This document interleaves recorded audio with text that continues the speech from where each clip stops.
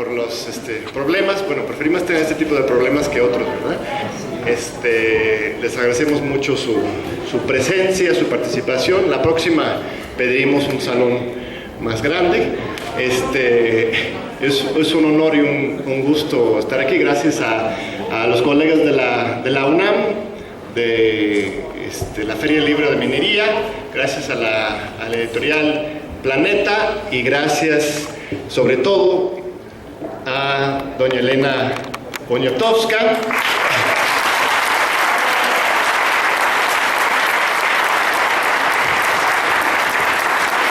y a la gran periodista Lidia Cacho.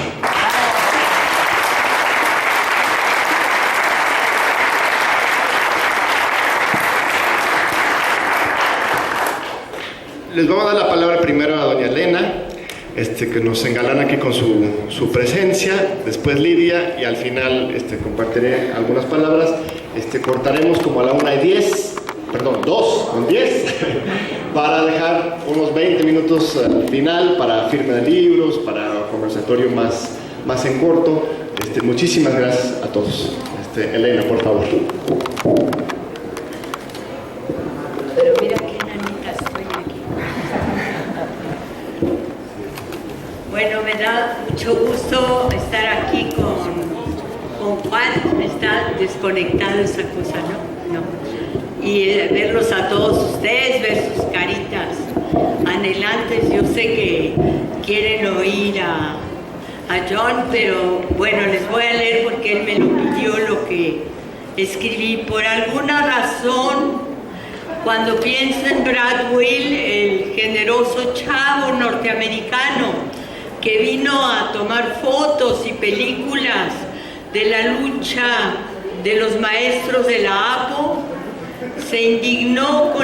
ese muchacho se indignó con la desigualdad y murió en una calle de la ciudad de Oaxaca de 2 balazos el 23 de mayo de 2012.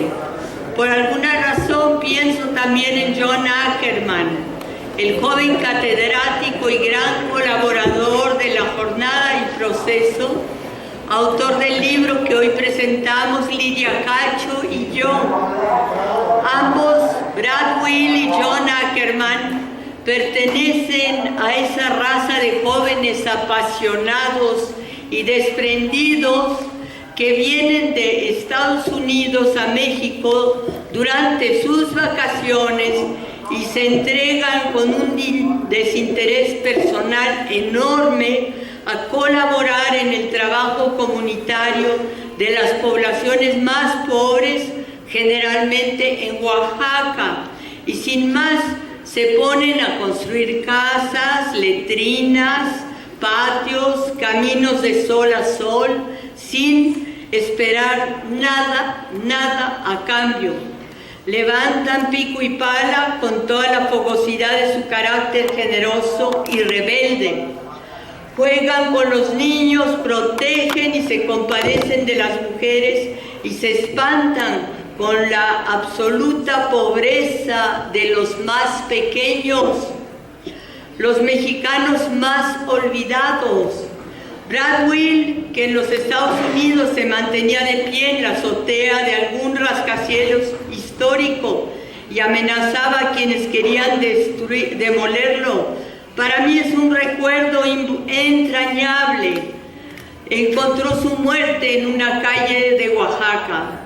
John Ackerman corrió con mejor suerte porque encontró el amor en Irma Heréndira Sandoval, hija de Pablo Sandoval Ramírez y nieta de Pablo Sandoval Cruz, 2 de los luchadores sociales más emblemáticos que nos ha dado Guerrero.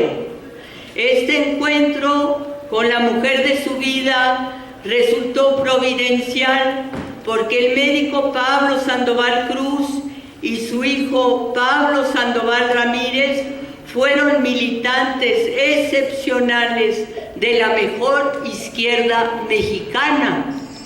Hoy por hoy, John Ackerman es investigador y catedrático del Instituto de Investigaciones Jurídicas de la UNAM, A raíz de hacer su doctorado en Sociología Política en la Universidad de California, Santa Cruz, y el doctorado en Derecho Constitucional en nuestra UNAM.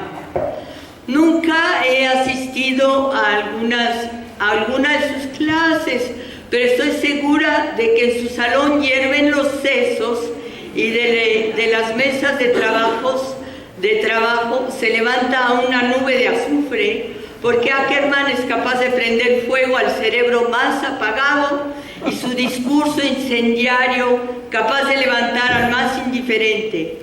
No me cabe la menor duda de que José Revueltas se habría fascinado con la oratoria y la escritura de John Ackerman. Para el joven catedrático, la familia Sandoval Cruz ha sido una escuela insuperable. Su suegro abuelo, don Pablo, quien a pesar de su pobreza y el abandono de su padre llegó a ser médico, es un ejemplo a seguir. Ejerció la medicina y se indignó por las malas condiciones de su estado guerrero. Hizo todo lo que pudo para sacar adelante a su familia, pero también a los más abandonados. La injusticia y la corrupción lo hizo ligarse a un guerrillero del tamaño de Lucio Cabañas, que antes de irse a la lucha había sido maestro. Su suegro, Pablo Sandoval Ramírez, diputado y luchador social, padre de Irma Heréndira, murió demasiado pronto. Ackerman, hijo de dos académicos de Yale, desde muy joven se puso al lado de los otros y escogió amigos afroamericanos y latinos en vez de gringuitos aplastados frente a la tele. Quizá fueron esas amistades quienes lo convirtieron en el autor político más joven y leído de México y en el colaborador de medios internacionales como el New York Times, Le Monde Diplomatique y The Guardian.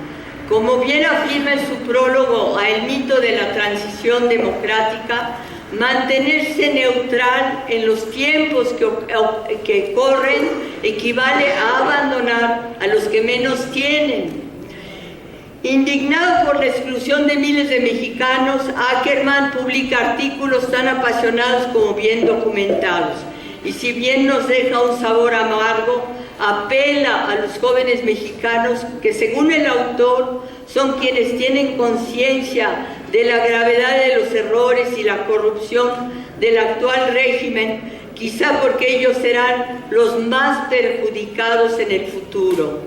Resulta aterrador saber que las actuales medidas económicas los condenan. Los que hoy estudian una carrera universitaria tendrán muy pocas posibilidades de tener acceso a un empleo y casi nula para contar con una plaza digna en su área de especialización. Los expertos, ¿cómo se dice? Estoy citando a los expertos. Calculan que para 2020 solamente 44% de los jóvenes egresados con licenciatura encontrarán algún empleo y únicamente 6% un trabajo de calidad donde podrán utilizar plenamente el conocimiento especializado de su carrera. Como consecuencia de la reforma fiscal, estos mismos jóvenes se verán obligados a pagar un mayor porcentaje de sus raquíticos salarios al fisco y como resultado de la reforma financiera, nuestros estudiantes más preparados podrán terminar en la calle. Esos jóvenes cuyo futuro se anuncia desolador son los que luchan por un México más justo, desde sus aulas en la UNAM, la UAM y el Politécnico, desde los movimientos civiles, desde empleos mal pagados para proseguir su carrera sin saber lo que les espera. A ellos apuesta el autor porque sabe que sus sueños son los mismos que los que llevaron a 43 normalistas a su acostumbrado boteo que suplía el total abandono del gobierno y abrió la puerta a un infierno que desde entonces nos consume como sociedad porque no hemos tenido una respuesta lógica a semejante barbarie. Según la Real Academia, uno de los significados de la palabra mito es historia o relato que altera las verdaderas dualidades de una persona, cualidades de una persona o de una cosa y les da más valor del que tienen en realidad.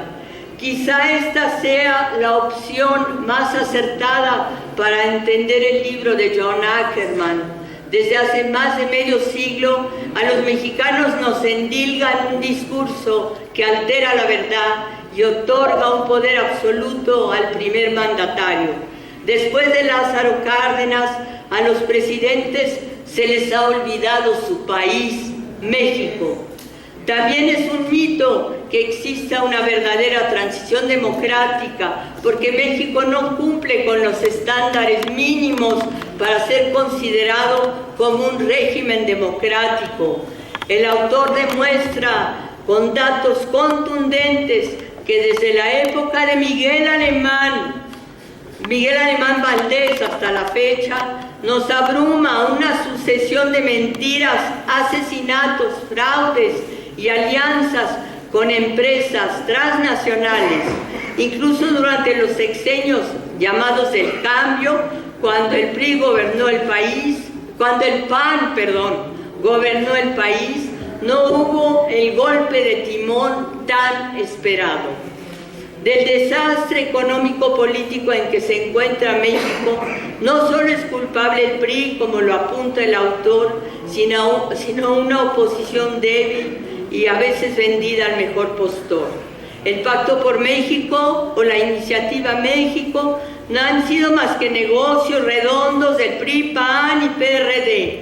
Según Ackerman, nuestros problemas no se iniciaron en 1982 con la imposición del neoliberalismo económico por el presidente Miguel de la Madrid.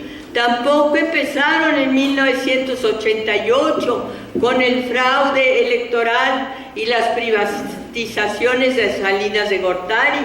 Lo que estamos viviendo hoy es la culminación de décadas de arduo trabajo de parte de los tecnócratas corruptos y entreguistas bajo la sombra del Estado autoritario. El broche de oro de esas medidas es la llamada reforma energética que, según Ackerman, retrasa al país 76 años porque devuelve el control sobre la industria petrolera a las mismas empresas transnacionales que fueron expropiadas por Lázaro Cárdenas, mientras otros países como Argentina nacionalizan su petróleo. México es incapaz de resistir las pasiones, las presiones, también pasiones de dichas empresas. El mejor ejemplo es la impunidad que gozan las mineras canadienses en nuestro país. Para John Ackerman, el mejor representante del sistema putrefacto que nos preside es el exgobernador de Guerrero, Ángel Aguirre, quien gobernó al Estado entre 1996 y 1999 como representante del PRI y en 2011 llegó al poder de la mano del PRD. Los políticos saltan de un partido a otro, se alían al que otrora fuera su opositor, su enemigo, y siguen sacando provecho del erario público. Así funciona desde hace más de 70 años un sistema político en el que Ackerman no ve sino una simulación, como lo es el nuevo elefante blanco llamado Instituto Nacional Electoral, INE, incapaz de resolver los fraudes institucionalizados que padecemos hace décadas. Según Ackerman, el 90% de los ciudadanos se informa por la televisión y solo 2 empresas manejan el control de audiencia. El politólogo ilustra con la llegada a Los Pinos de la actual pareja presidencial con la alianza entre el duopolio televisivo y el poder político dominante. Su libro, El mito de la transición democrática, no solo analiza la corrupción y el autoritarismo de los partidos, sino que denuncia el patético buen fin del gobierno de Calderón, iniciado un 20 de noviembre, que se concentra en el consumismo y beneficia a los bancos, para que todos olvidemos que el 20 de noviembre, ese día se conmemora el aniversario de la Revolución Mexicana. Además de dedicar este libro a los 43 normalistas desaparecidos el 26 de septiembre de 2014, John Ackerman nos da una esperanza y afirma que no todo es negro, ya que la semilla de Tlatelolco, la del 10 de junio, son la inspiración de otros ciudadanos que hoy por hoy rechazan la telenovela de la Casa Blanca y de la mentira en la que tanto se empeña el gobierno. Benedetti escribió alguna vez que ciertas figuras geométricas deben evitarse en la vida: los círculos viciosos, los triángulos amorosos y las cabezas cuadradas. El excelente diario de John Ackerman es una invitación a abrir nuestros cerebros a la esperanza. Muchas gracias por estar.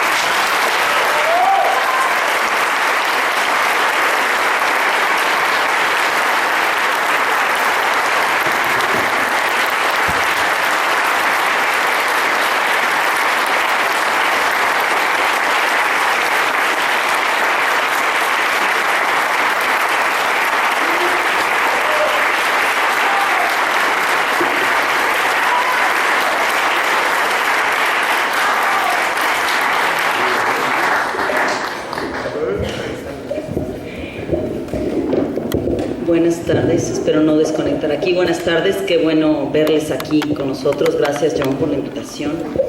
Elena, queridísima, qué bien otra vez en una mesa contigo y con tus palabras rebeldes. Eres la niña más rebelde que he conocido en mi vida y sigues siendo, y espero que así lo sigas estando. Yo quiero platicar con ustedes un poco sobre las reacciones que me generó el libro de John, para reflexionar juntos sobre lo que creo que nos está sucediendo a muchas y muchos de nosotros. John es efectivamente, como Elena lo ha retratado, no solamente un académico y un experto en asuntos políticos, sino también un ciudadano capaz de hacer radiografías de las situaciones más complejas. Es decir, él nos ayuda a trasladar aquello que para la mayoría de nosotros, en las ciencias políticas y en los discursos del Estado, se hace bien complejo, está lleno de demagogias, capa sobre capa, de diferente palabrería.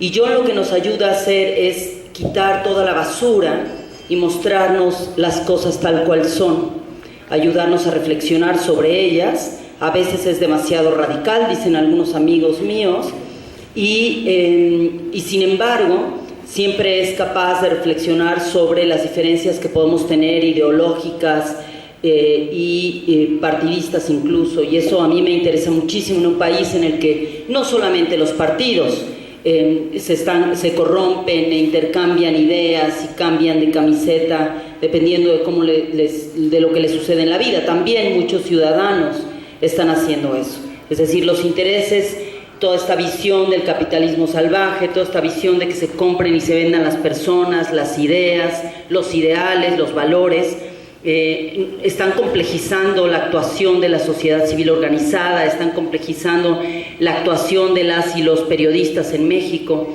Es decir, todas y todos sabemos claramente que estamos en una crisis que tiene muchas capas, muchos pisos incluso. Y el libro de John nos ayuda desde la portada a entender que este país no solamente se ha desmoronado en muchos aspectos, sino podríamos verlo, en lugar de un país fracturado sin remedio, como un país en el que estamos comenzando a hacer una deconstrucción. Generalmente me gustan las portadas que eligen nuestras editoriales, pero en este caso me gusta, porque es una bandera que está desarticulada, pero está desarticulada de tal forma que hay piezas que se juntan y que embonan. Y la idea aquí, que refleja perfectamente este libro, es cómo en este momento, en esta situación, en estas circunstancias en las que nos sentimos no solamente escindidos de nuestro poder cívico, escindidos en muchos casos de nuestros derechos civiles y políticos y por supuesto de nuestros derechos humanos. Tenemos expertos que vienen y nos dicen, mira, sí, está muy bien quejarse, tenemos que quejarnos, tenemos que rebelarnos, pero tenemos que instruirnos y comprender desde dónde, para qué, con qué, cómo y cuándo vamos a rebelarnos y cómo vamos a utilizar nuestras energías para hacerlo. Entonces yo rescato de este libro de John varios aspectos que me parecen fundamentales. Uno de ellos es que nos recuerda siempre la importancia de que nuestra voz sea audible, no solamente, no hablo de nuestra voz, sino nuestras voces. Es decir, cómo la sociedad en todos sus niveles, de todas las edades, los niños, las niñas, los jóvenes, y por eso me parece tan simbólico que estén aquí sentadas las dos hijas de John,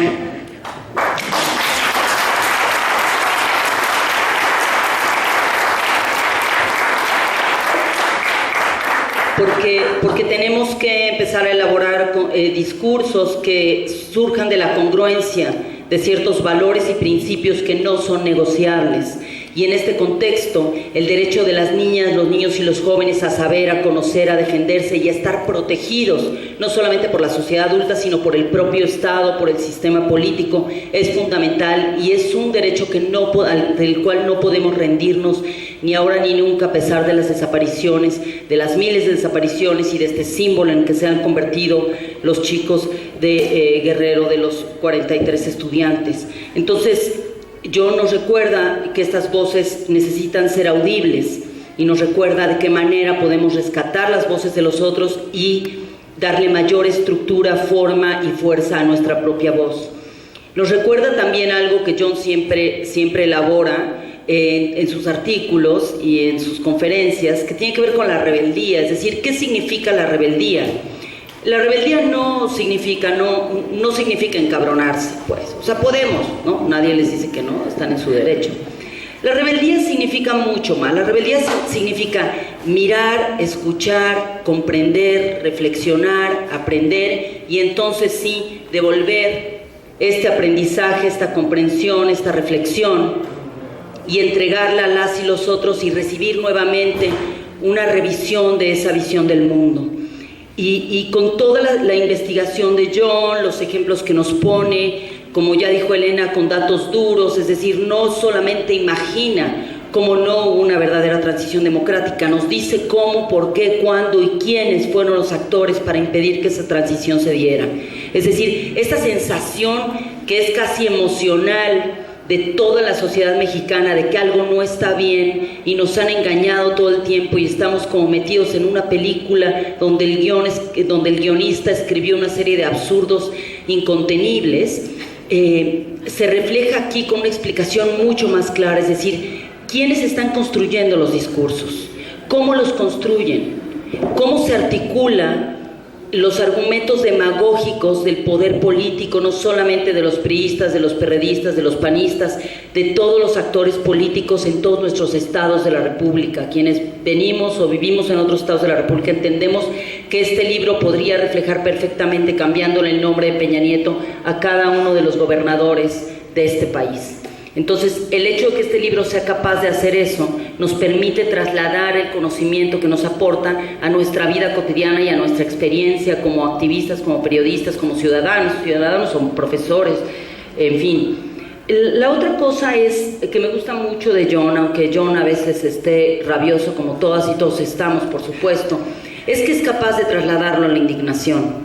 Y esto me parece que es uno de los elementos fundamentales del trabajo que hace John y que hace, por ejemplo, Elena Poniatowska. Es decir, si está ahí, tenemos que decir esto, todo esto es lo que está mal en este país, todos estos son nuestros problemas, Y claro, la sensación innata es la rabia, la desesperación, la angustia, el sentirnos engañados, traicionados y también sentirnos incapaces no solo de abordar, sino de reaccionar frente a estos problemas, ¿no?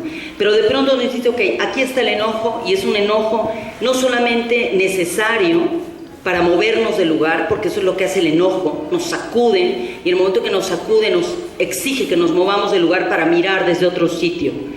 Y ese enojo y esa rabia se convierte en una indignación que puede ser, como bien John nos dice, una fuerza vital ciudadana, colectiva, de grupos de todas las edades, para reconstruir, primero deconstruir y después reconstruir un país con una noción y una cultura política diferente.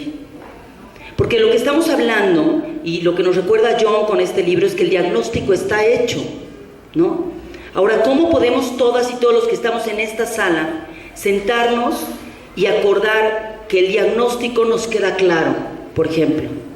Y si nos ha quedado claro cuáles son los problemas principales de este país, que John prácticamente nos los enlista en unos 20 como los más importantes en términos de la estructura política y de la manera en que operan al país, la economía, nuestros derechos, y nos los intentan cooptar o aniquilar en algunos casos, podríamos entonces dividirnos como sociedad para hacer estrategias muy puntuales, estrategias revolucionarias y de estrategias que además John nos insiste y persiste en decir, una de las grandes cosas que trajo la izquierda progresista, no solamente a México sino al mundo, y que nos enseña, es la acción pacífica.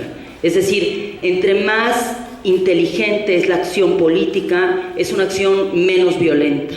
Y el tipo de irrupciones que podemos hacer en diferentes niveles no necesariamente exige de las armas, sino de las ideas, del compromiso, de la congruencia, de la fortaleza y por supuesto de algo que es muy importante para John y para Irma claramente, que es asegurarse que sus hijas, como nuestros hijos e hijas, reciban un país que no sea un despojo.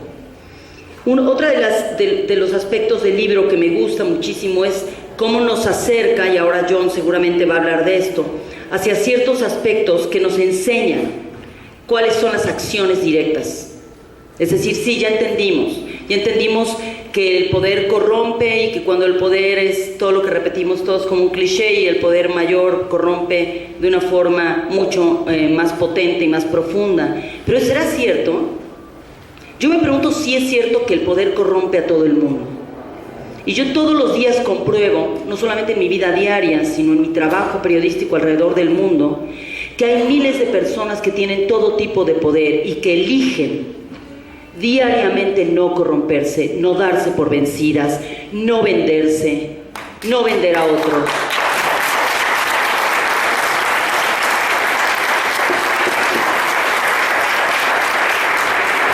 Y me parece, gracias, pero me parece que esa es una de nuestras grandes tareas. John tiene una serie de frases en el libro que le voy a pedir que ahora de su propia voz nos las recuerde, que tienen que ver con revelar cómo la estrategia de Estado, del sistema, política del propio Peña Nieto y de su equipo, por supuesto, y sus asesores, han logrado hacernos sentir esquizofrénicos. Es decir, yo creo que no hay una sola persona con la que hablemos diariamente que nos diga, carajo, no puede ser, yo veo una cosa y me retratan otra. Yo siento una cosa y no solamente niegan mis emociones y mis sentimientos, sino además me están diciendo que debo sentir algo diferente, ¿no? Entonces, esta sensación de esquizofrenia que estamos viviendo respecto a nuestros derechos y a nuestra vida en general, y a nuestra seguridad, y a nuestra educación, y a nuestro trabajo en los medios, tiene mucho que ver con una estrategia puntual política, y John la señala perfectamente. Yo, como algunos de ustedes sabrán, soy, y me resisto generalmente a todos estos argumentos complotistas, ¿no? O sea, como si fuéramos solamente unas marionetas utilizadas por un grupo de brillantes políticos. En primero, porque no somos marionetas, somos seres humanos fuertes, inteligentes, potentes, y que a veces nos damos por vencidos, pero la mayoría de las veces no. Somos personas con derechos y exigimos que se respeten y ejercerlos y hacernos responsables por ellos. Pero además, en segundo lugar, porque no es cierto que los líderes son muy inteligentes. En realidad son una panda de estúpidos. Y son una panda de estúpidos con una gran capacidad para la crueldad. Y son una panda de cínicos. Y cuando digo cínicos recuerdo los orígenes de la palabra cinismo que nos enseñan los griegos. El cínico es el perro. Es así. Es este que no piensa, que actúa, que es rabioso, que reacciona, que ladra, que ataca. No es un perro noble y bondadoso. Es un perro rabioso. Y es lo que son. Ellos también tienen miedo. Y eso lo sabemos muchos de nosotros que nos hemos enfrentado al poder o a las mafias del poder.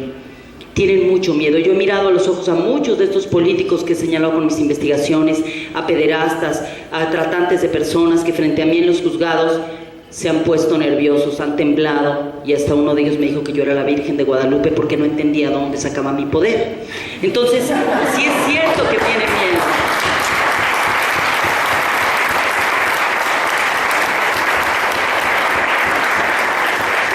Es cierto que tienen miedo. John nos da varias cosas, nos da la información adecuada, nos acompaña de la mano para entender cómo se desestructuraron los sistemas políticos que podrían haberse convertido en la salvación del país, nos explica paso a paso con datos duros cómo se construyen los fraudes electorales, pero me gusta que no se tira al piso con eso. Hay otros autores que hablan de los fraudes y entonces todo está mal y todo está mal. Él dice, a ver, esto se hizo así, 1, 2, 3, ¿qué vamos a hacer con esto? Ya que lo entiendes, ¿tú qué vas a hacer al respecto? ¿Desde dónde estás? ¿Cómo vas a reaccionar en las próximas elecciones? ¿Cómo vas a aprender desde tu comunidad, desde tu familia, desde tu escuela, desde donde estés, a construir liderazgos políticos diferentes? Me parece que eso es una de las cosas que John no está haciendo con el libro.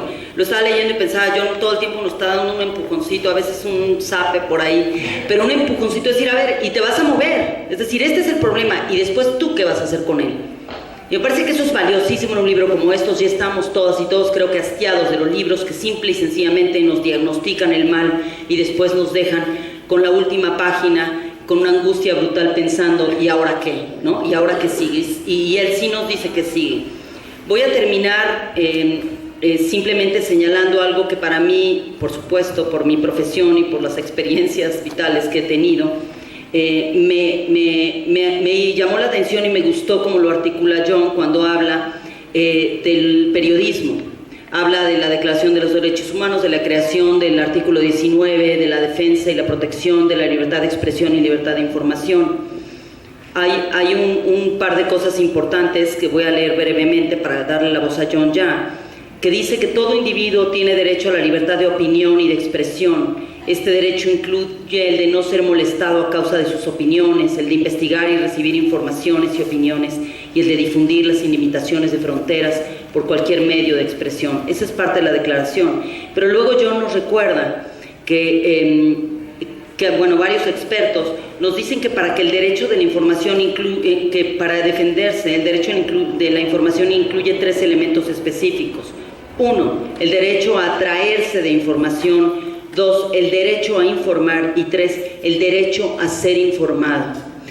Y lo que quiero recordar con este libro es que John no solamente ejerce esos 3 puntos, utiliza estas 3 patas de los principios democráticos, el derecho a ser informado, el derecho a informarnos y el derecho a expresar nuestras opiniones, sino que nos enseña, nos recuerda y nos señala cómo hacerlo para no darnos por vencidos, nos explica cómo están creando estas leyes y estos convenios políticos para silenciarnos, para callarnos.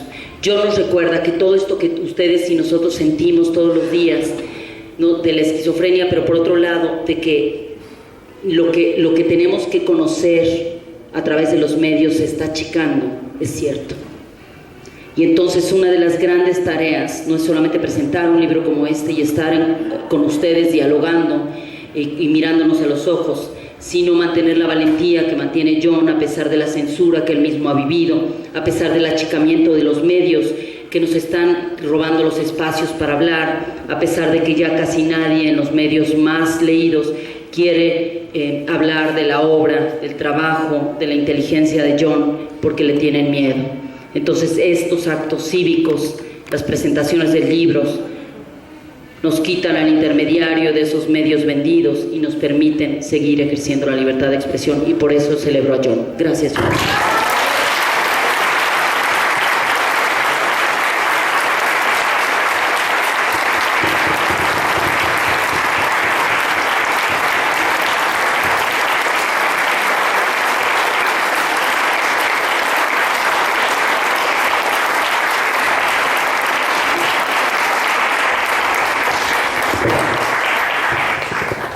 qué decir después de esas intervenciones tan magníficas de mujeres tan lindas, inteligentes, de veras las mujeres mexicanas, Lidia, Elena, Aura, Yali, Irmeréndira, pues son una fuente de constante inspiración y de transformación no solamente de México, sino del mundo.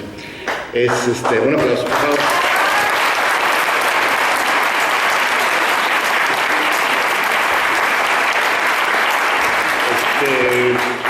Quizás ganaré algunos enemigos, pero la verdad es que yo sí creo que las mujeres y las mujeres mexicanas son superiores, en principio, a los hombres que apenas andamos arañando al conocimiento y a la sensibilidad. Bien, yo les agradezco muchísimo a ustedes, es un honor enorme, y a todos ustedes que están aquí, y los que no pudieron entrar, nos quedamos también para firmar, para platicar al final.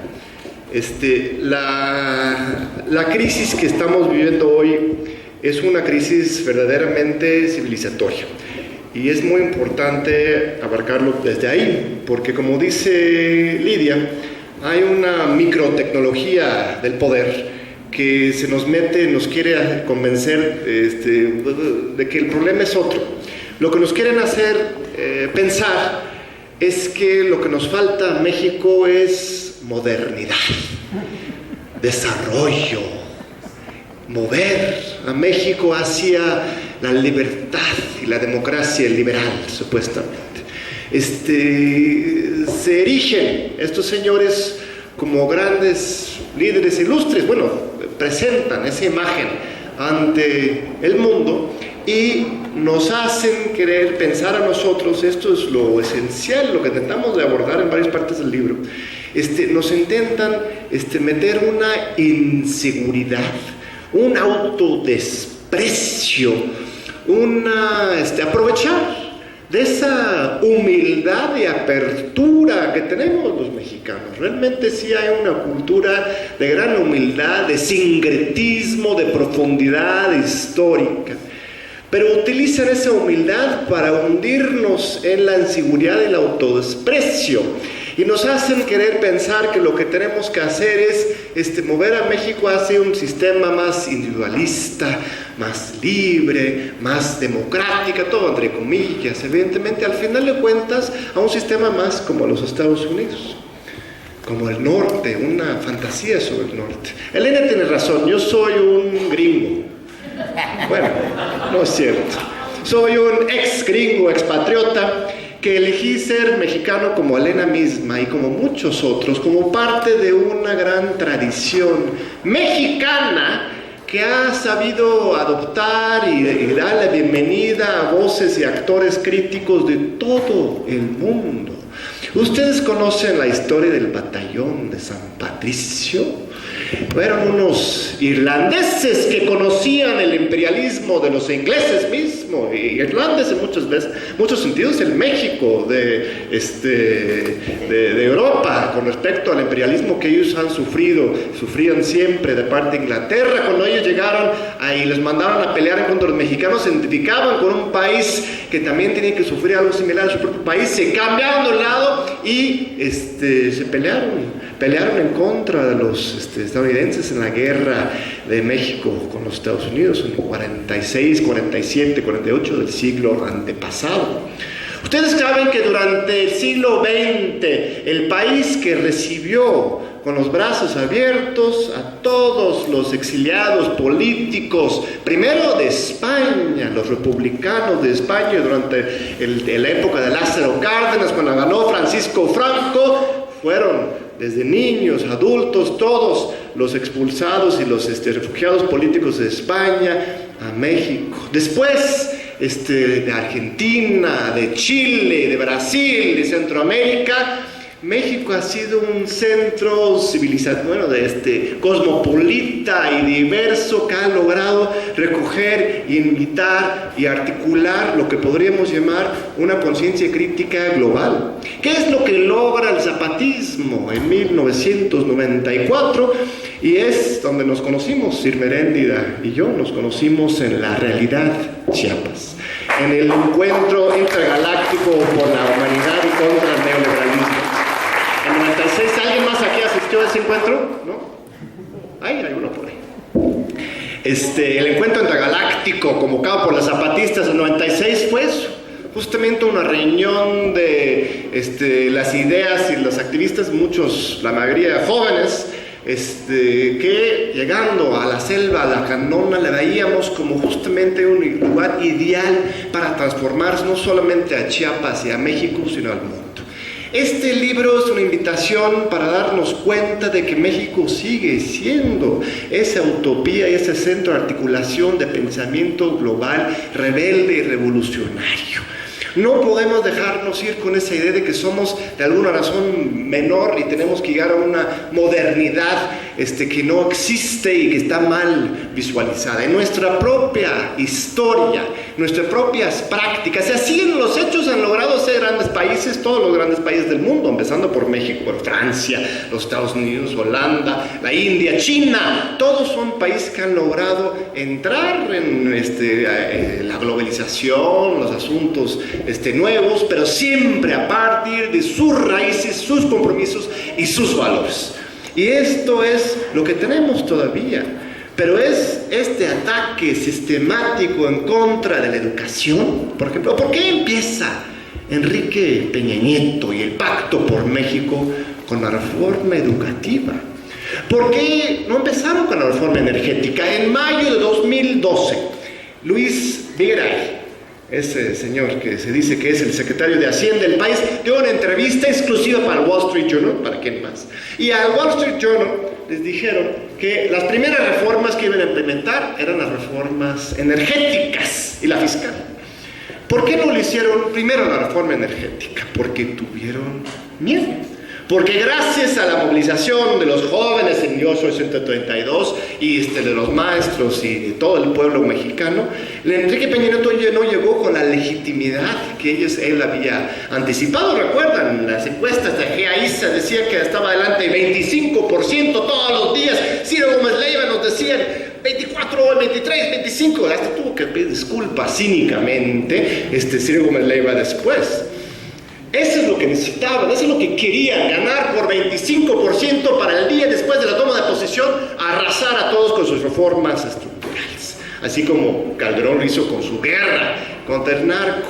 Pero no lo pudieron hacer tan rápidamente porque se dieron cuenta que había un problema para ellos más de fondo, que es que esta conciencia crítica mexicana, esta conciencia de nuestra historia, de la revolución, de las Lázaro Cárdenas, de Emiliano Zapata, de la lucha de los estudiantes 68, de la lucha por la democracia de los 80, del movimiento urbano popular, de los médicos, de los ferrocarrileros, lo que quieres, todavía está presente todos y cada uno de nosotros, y de manera sorprendente en los jóvenes, y hasta los jóvenes de la Ibero, que uno imaginaría que ellos serían la cara de la modernidad apática mexicana, pero no, de repente se dan cuenta que no, este pueblo está como para tenerle un poco de cuidado.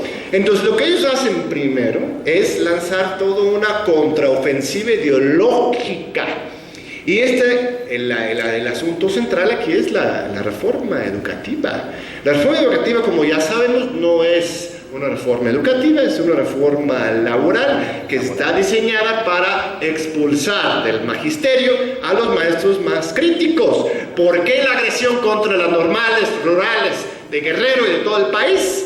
Porque es ahí donde se materializa el proyecto educativo de la Revolución Mexicana, entre los indígenas y los campesinos que se forman en sus propias comunidades y educan a sus propias comunidades para mantener despierto y activa esta conciencia. ¿Por qué hoy las universidades interculturales están bajo asedio? Voy llegando de Chiapas, presentamos este libro el miércoles en San Cristóbal y en Tuxtla.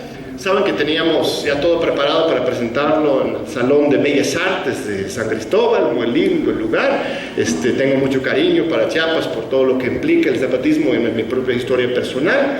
Llegamos y nos encontramos con un oficio de parte del presidente municipal, de un señor Cancino, que nos dice que pues siempre no se puede usar este salón. Nos negaron el acceso, argumentaron que había algún otro evento, no había ningún otro evento. Tuvimos que hacer el acto en la calle, lo cual fue bonito, porque de hecho, por todos los que llegaron no hubieron entrado en Bellas Artes, así estuvieron hasta más cómodos en la calle. Y ahí mismo, ese mismo día, el señor que organizó ese evento, que es investigador de la Universidad Intercultural de Chiapas, que se llama Agustín Ávila, él se entera de que él y sus compañeros están hoy mismo están a punto de girar órdenes de aprehensión en su contra por su defensa de la Universidad Intercontinental en contra de las arbitrariedades del rector, que está despidiendo a todos los directores y todos los profesores que están defendiendo este proyecto, que al final de cuentas este proyecto viene como resultado de los acuerdos de San Andrés. No entro más a detalle, pero es increíble este asedio de las universidades. En Veracruz debe miles de millones de pesos el gobernador Duarte a la universidad. En Morelos y el Estado de México han encontrado grandes desfalcos en que utilizan las universidades públicas para, por supuesto, darle dinero de Sede Sol, de Rosario Robles, y estos dineros luego son utilizados para contratar a proveedores inexistentes. Y ese dinero, ¿saben para qué sirven? Se sirve para, obviamente, impulsarse, pero desde ahorita, desde antes, están llenando sus cofres para las elecciones de 2018.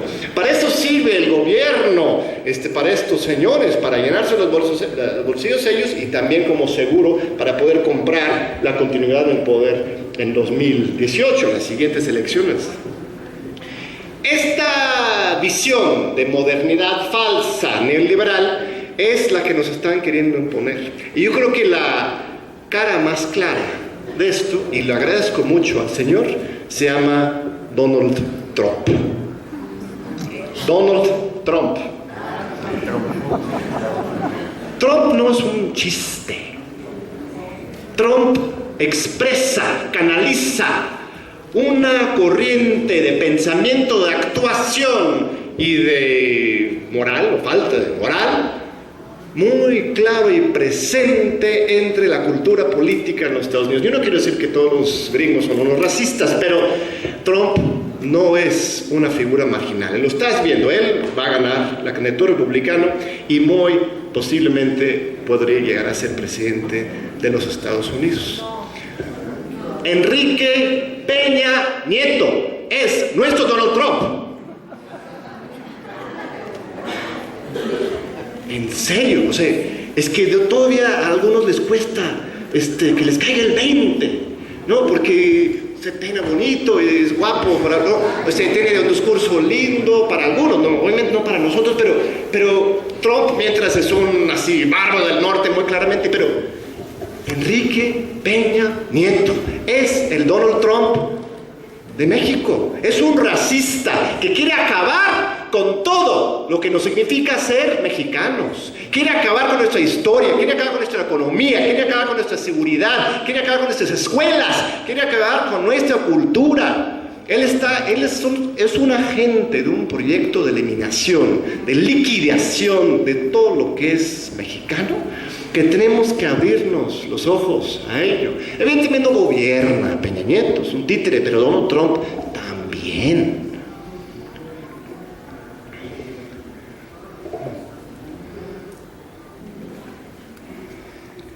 ¿Cómo damos de tiempo? Porque ya me emocionó, pero vamos a tener que terminar pronto, porque si no nos sacan de aquí. 5 minutos. Sí.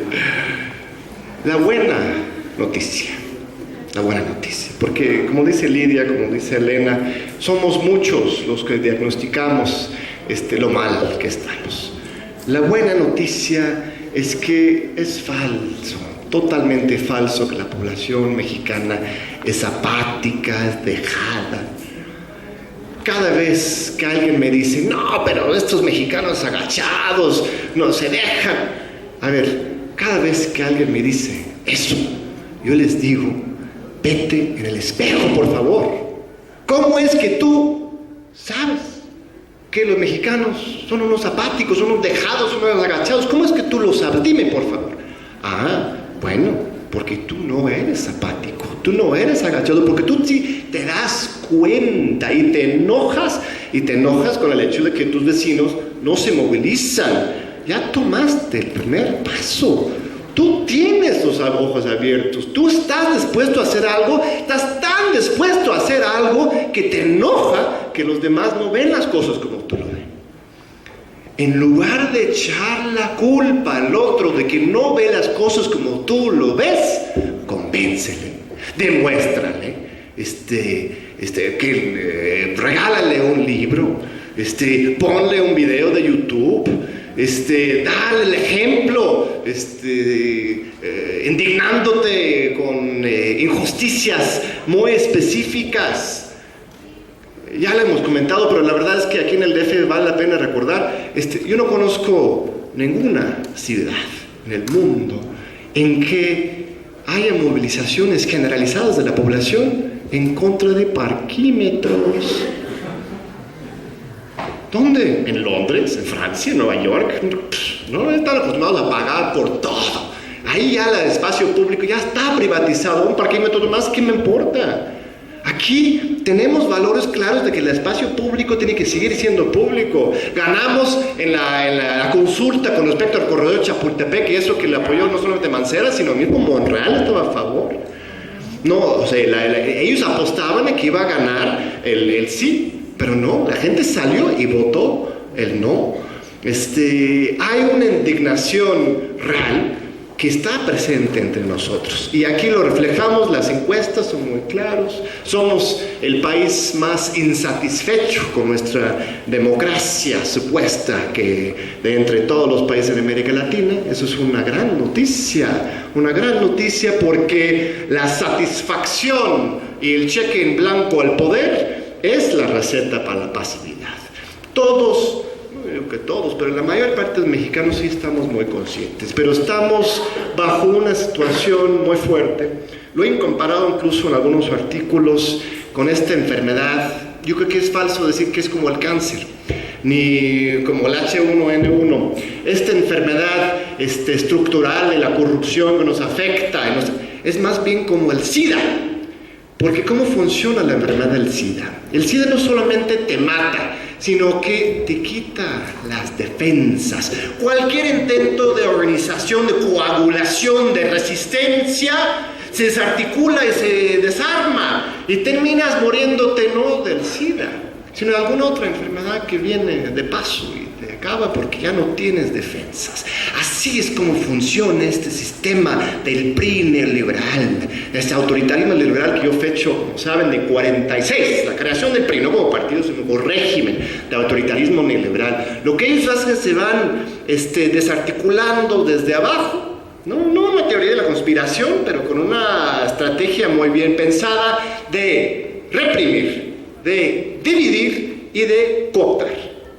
Cualquier organización que sale, Yo Soy 72, los Maestros de Oaxaca, Morena, lo que quieres, cualquier agrupación que empieza a salir, a organizarse, reprimen, dividen y cooptan.